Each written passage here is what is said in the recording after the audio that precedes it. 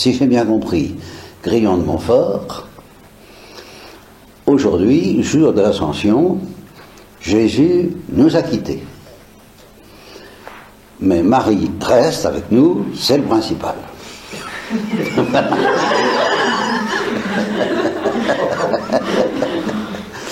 Voilà, et ben c'est fin de la lecture de l'Église pour la fête de l'Ascension.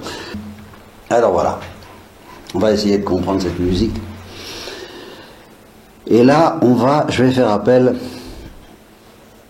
à quelque chose. On peut pas échapper à une méditation affolante, intellectuellement affolante. Affectivement, c'est autre chose. Ça l'est aussi, mais ça l'est d'abord intellectuellement affolante sur la coexistence, la comparaison du fini et de l'infini, de la créature et du créateur. C'est assez affolant. Parce que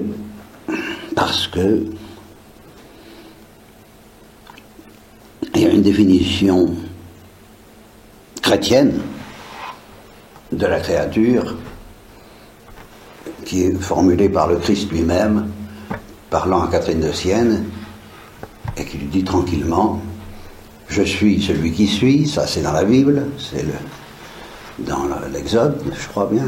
Je suis celui qui suis, et le Christ ajoute aimablement: tu es celle qui n'est pas. Voilà. Et ça définit très bien la créature. C'est une sorte de néant comparé à l'infini de Dieu. Et saint Thomas le dit lui-même. L'existence de la créature, si on la compare à l'existence infinie de Dieu, c'est plutôt rien que quelque chose. Qu'est-ce que la créature comparée à Dieu? Qu'est-ce que le fini comparé à l'infini? Pratiquement rien. Bon. Alors ça, c'est une chose qui est déjà assez affolante intellectuellement. Je vais vous préciser, si vous permettez, en théologie bien chrétienne, et vous allez voir à quel point c'est affolant. Même un ange, d'ailleurs pour un ange en état de nature pure, comme on dit, on imagine un ange qui ne serait pas invité à l'intimité divine, et qui serait un adorateur, certains théologiens disent impeccable, et je le crois aussi, disons impécant en tout cas, il ne risque pas de pécher, il serait très heureux comme ça, mais intellectuellement parlant, il serait encore beaucoup plus affolé que nous. Parce que je vais vous dire. Parce que il fut un temps où nous n'existions pas. Vous êtes au courant. Il y a 100 ans, quand on fait de l'histoire, nous n'existions rigoureusement pas. Alors là, nous étions rigoureusement du néant. Bon. Et pourtant, nous avons toujours existé dans la pensée de Dieu. Bien. Alors, quand nous avons reçu l'existence, nous avons été conçus, nous avons continué à exister dans la pensée de Dieu, mais en plus, nous avons eu une autre sorte d'existence que d'exister dans la pensée de Dieu, et qui consiste à exister en dehors de Dieu, extra, ad extra, disent les théologiens. Et alors, quelle différence est-ce qu'il y a entre notre existence dans la pensée de Dieu et notre existence en dehors de la pensée de Dieu? Même un ange n'y comprend pas. Vous voyez, qu'est-ce que ça veut dire exister seulement dans la pensée de Dieu ou exister en plus en dehors de Dieu?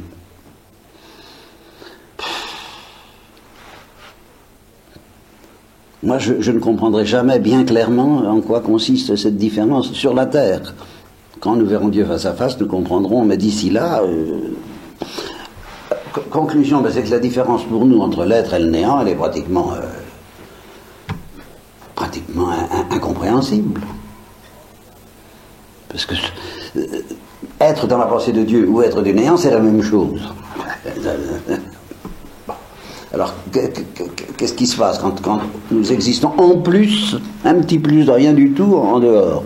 Qu'est-ce que c'est que cette existence en dehors? La vraie existence, celle qui compte, c'est celle qu'on a dans la pensée de Dieu. Ça, c'est profond, ça, c'est solide, ça, c'est infini. Voilà, le petit plus qu'on a en rab parce qu'on existe en dehors, alors c'est ça qu'on appelle exister tout court. Tant qu'on existe seulement dans la pensée de Dieu, on est du néant. On n'existe pas. On n'existe rigoureusement pas. Sauf dans la pensée de Dieu, c'est-à-dire rien. Voilà. Voilà, il y a des gens qui s'en sont jamais remis et ils se comptent par millions de ces histoires-là. Parce que il y a des gens qui sont venus des religions, ce qu'on appelle les religions naturelles, qui ne sont pas si naturelles que ça, enfin, que vous connaissez un peu, ce qu'on appelle les religions plus ou moins animistes, où il y a plusieurs dieux, on confond un peu les dieux et les anges, on pressent qu'il y a un seul Dieu, mais c'est pas très clair, qui règne au-dessus des autres. On croit à la providence, on croit à la rétribution, disent les théologiens catholiques, c'est-à-dire on croit qu'il faut être bon et pas pécher, et pas faire le bien et éviter le mal, que si on exagère dans le sens du mal, on risque d'être châtié, et si on fait le bien, on risque d'être récompensé, mais ça reste très confus, tout ça est vague. N'empêche que, à travers toutes ces religions païennes, polythéistes, animistes, tout ce que vous voudrez, la grâce de Dieu, la grâce rédemptrice, travaille les hommes depuis le soir de la chute. Donc, le pressentiment plus ou moins confus que nous sommes appelés à l'intimité divine travaille les hommes depuis le soir de la chute. Tous les hommes. Et certains ont été plus ou moins plus conscients que d'autres de cet appel à une intimité avec Dieu. Et que notre destin, le seul intéressant, en fin de compte, c'est tout de même de se perdre en Dieu. De se perdre en Dieu. Ça, bon, je ne dis pas que les musulmans, on se demande s'ils ont vraiment ce sens-là, de manière très aiguë, mais ce qui est certain, c'est que la religion hindoue, dont nous allons parler un peu, alors là, la religion hindoue sent ça très très fort. Et alors les hindous se sont donc lancés dans une spéculation, enfin certains, pas tous, parce que beaucoup on reste à une religion un peu populaire, donc un peu animiste, un peu polythéiste, un peu dévote et pieuse, de manière à peu près normale. Mais d'autres ont approfondi cet instinct, ce pressentiment que nous sommes faits pour nous perdre en Dieu, nous dissoudre en Dieu, que c'est beau, que c'est magnifique, que c'est séduisant. Et alors ils ont réfléchi là-dessus. Et ils s'y sont perdus. Parce qu'ils se sont dit, au fond, qu'est-ce que nous sommes? Mais nous sommes un lambeau de Dieu, une parcelle de Dieu, un petit bout de Dieu. Apparemment, nous sommes multiples, apparemment, nous sommes plusieurs, apparemment, nous défendons de manière féroce notre individualité, notre personnalité, notre moi. Mais qu'est-ce que c'est que cette histoire-là? Ça, c'est très superficiel. Si on descend dans les profondeurs par la contemplation, on s'aperçoit que ce moi auquel nous tenons tellement n'est pas tellement intéressant et que, en profondeur, nous nous confondons avec le Brahma, avec le divin. Nous sommes du divin, nous sommes une parcelle de divin. Et justement, c'est un grand malheur que d'avoir l'illusion d'être trop distinct de Dieu, trop différent de Dieu. Et c'est un grand bonheur de s'apercevoir qu'on ne se distingue pas tellement de Dieu, qu'on se distingue de moins en moins.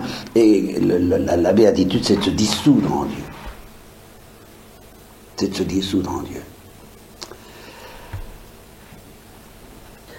Autrement dit, de se dissoudre dans l'infini, bien sûr. Se dissoudre dans l'infini. Seulement voilà. Si on se dissout dans l'infini, qu'est-ce qui se passe? Ben justement, on en arrive à exister un peu, comme je disais tout à l'heure, à la manière dont on existe en Dieu, c'est-à-dire à disparaître, purement et simplement. À disparaître ce qui fait notre originalité, notre personnalité, notre consistance, notre intérêt à nos propres yeux, tout ça est destiné à disparaître, et par conséquent se dissoudre en Dieu, ben, c'est pas tellement différent Et ça n'est pas vécu par tout le monde de manière tellement différente que se dissoudre dans le néant. Parce que ça revient un peu au même, on perd ses limites, on perd sa consistance, on disparaît. On est dissous. Donc se dissoudre en Dieu, c'est disparaître. Alors tant qu'à disparaître, est-ce que ça fait une telle différence de se dissoudre en Dieu, de se dissoudre dans le néant? On ne sait pas très bien. Alors il y a, je n'entrerai pas dans les détails sur les différences entre la religion hindoue et le bouddhisme. La religion hindoue c'est très spécial parce que justement ils ont bien compris, très bien compris que l'importance qu'on attache à notre personnalité, c'est un peu le fruit du péché, parce qu'ils sentent bien le péché original aussi à leur manière.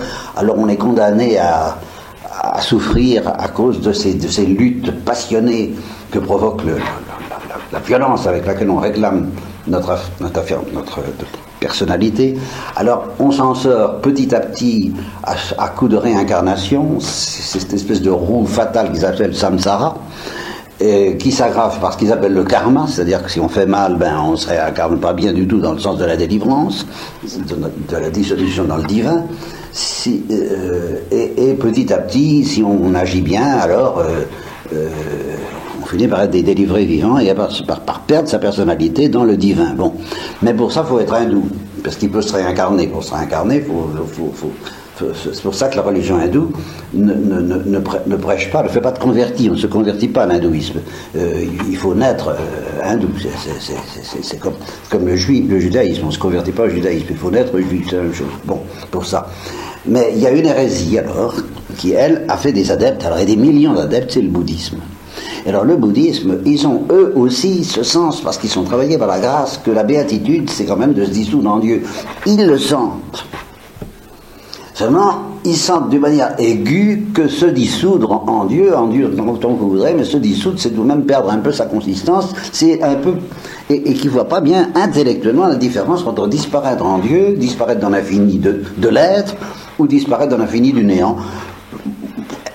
L'intelligence humaine n'arrive pas à bien voir la différence, et moi-même je ne sais pas bien. Alors, les bouddhistes, cette béatitude de se dissoudre dans l'infini, ils appellent ça le nirvana, et c'est un peu se dissoudre dans le néant. Et c'est pour ça que Maritain les accuse d'être des athées, et il n'est pas le seul.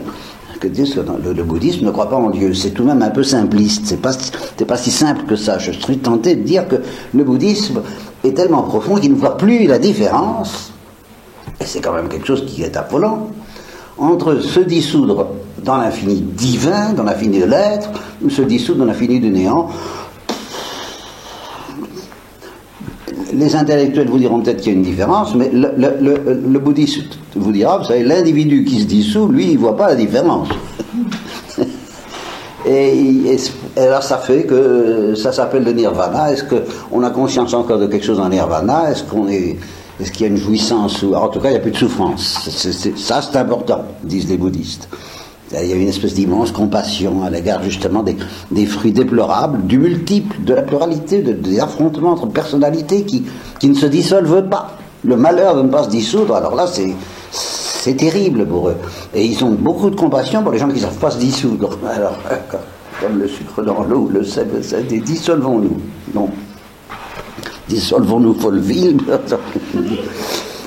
Bien. Alors, tout ça comporte des lambeaux de vérité, et ces lambeaux de vérité, avec d'énormes erreurs, avec un énorme aveuglement, avec une énorme illusion. Justement, pour eux, le fait d'être plusieurs, ils appellent ça une maya. C'est une illusion. Et là, alors, si l'illusion tombe, qu'est-ce que ça donne? Qu'on est dissous, mais dans quoi? Ils ne savent pas très bien si c'est dans l'être ou le néant, et ça n'a pas une telle importance. Avouez que c'est quand même embêtant. Mais alors, comment est-ce qu'on peut ramasser tout ce qu'il y a de vrai dans toutes ces intuitions fantastiques, puissantes, brûlantes, qui encore une fois, animent des millions de gens? Les bouddhistes, il y en a des millions par la planète. Ils ne sont pas tous conscients de ce que je vous dis là, mais tout de même, ils sont un peu imprégnés, ils vivent un peu dans ce climat. Alors, eh bien, le culot de la révélation chrétienne, juive d'abord, chrétienne ensuite, c'est d'intégrer ça dans une simple phrase qui résume tout. et qui met les choses en place. Alors, d'une manière encore plus affolante, mais enfin bref, je reprends la formule du Christ à Catherine de Sienne. Je suis celui qui suis. Tu es celle qui n'est pas. Et je te respecte infiniment. Alors là, on ne sait plus où on en est. Qu'est-ce que ça veut dire, ça? Qu'est-ce que c'est que cette attitude divine qui consiste à dire à quelqu'un, tu n'es rien, et je te respecte infiniment. Alors là, écoutez, ben voilà.